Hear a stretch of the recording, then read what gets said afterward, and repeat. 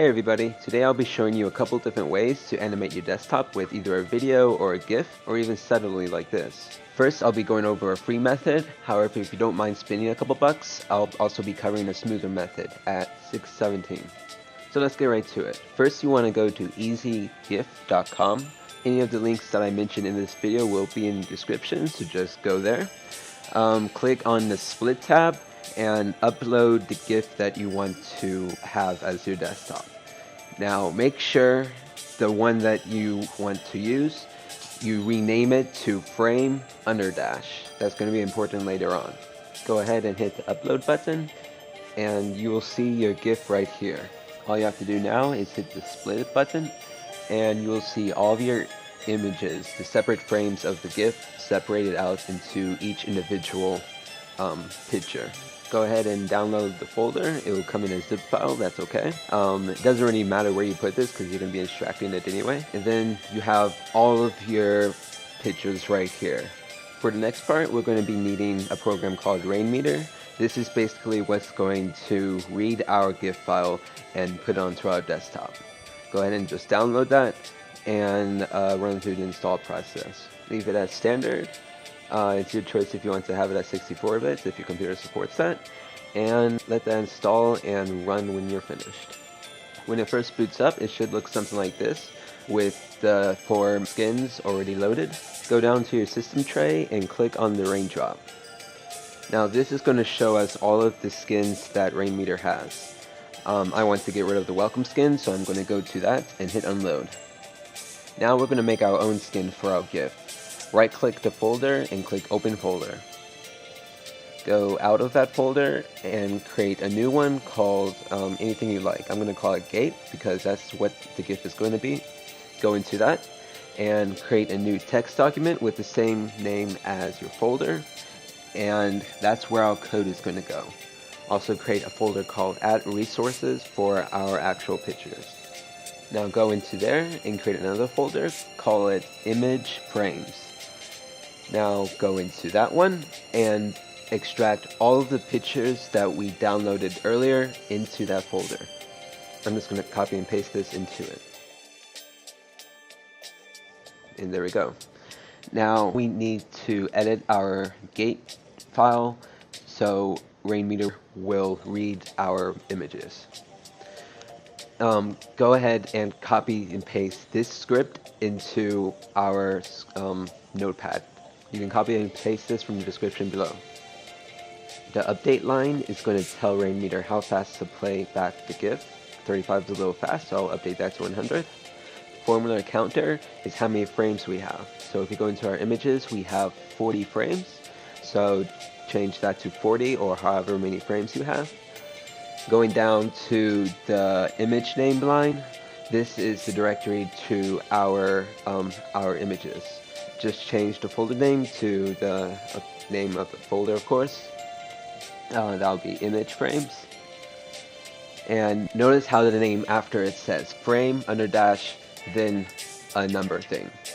Now our images didn't come out that way. They have a delay dash s after it. All we have to do is click after the calculation and type underdash delay dash s.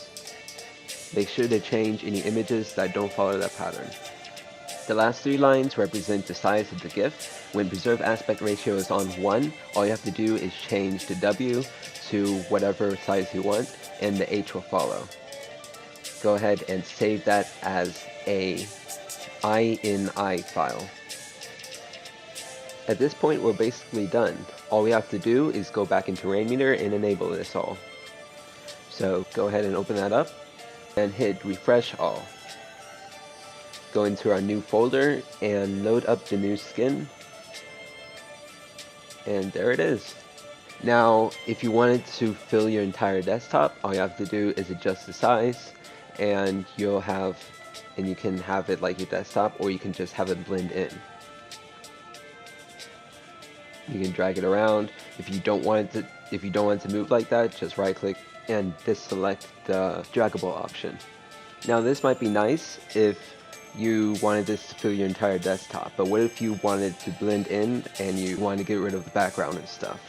All you have to do is go back to the Easy GIF website, and before you split it, go ahead and click the Effects button. Scroll down and there's an option to replace a color with transparency. Click Remove Black or whatever color that you want to remove and hit Apply. Now this is a bit different because GIF files cannot actually be transparent.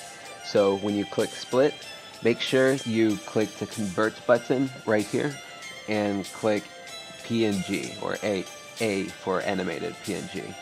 After that, you want to split it the same way you would split a GIF file, and then once you split it, it's going to be the same exact steps as earlier, except that you want to make sure the script is looking for .png files, not .gif files. But what about videos? You can also make Rainmeter play videos if you convert it into a GIF format for it to read.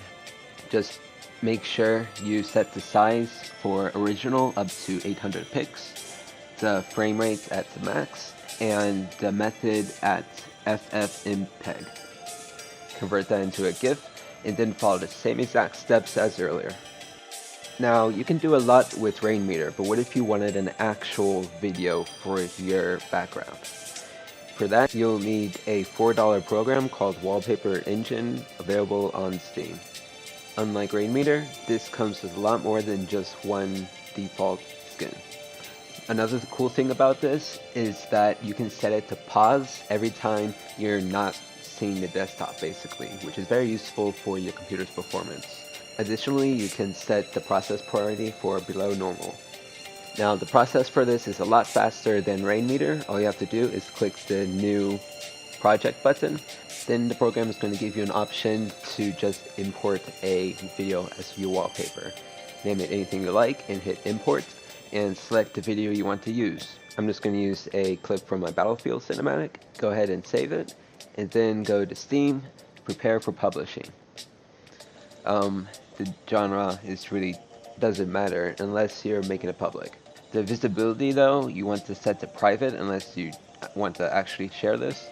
The snapshot also doesn't matter, it's just for your personal use. The scheme color you can set, and Wallpaper Engine will automatically change your Windows scheme color to match when you use the wallpaper. Click Publish, and when it's done, you should have it automatically pop up in your library. If not, just go to your workshop and click Subscribe to download it. Now all you have to do is click your new wallpaper in your library.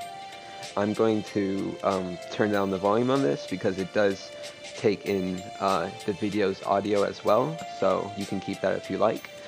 The speed is also, it's going very fast here. You can slow that down or speed that up, and that's all you have to do to make your own wallpaper in Wallpaper Engine. It's very quick, and you can save multiple as well. You can in Rainmeter, but it's just a whole bunch of folders as opposed to just little thumbnails in Wallpaper Engine. Of course, you can use the Steam Workshop to download other people's wallpapers as well. All you have to do is click on it and click Download. So there it is. If you have any questions, be sure to ask me in the comments, and I'll be glad to answer any questions. If you found this video helpful, please leave a like, it's greatly appreciated. Be sure to subscribe for more tutorials, Stargate stuff, Smite, cinematics, stuff like that. Thank you for watching everyone, and I'll see you in the next video.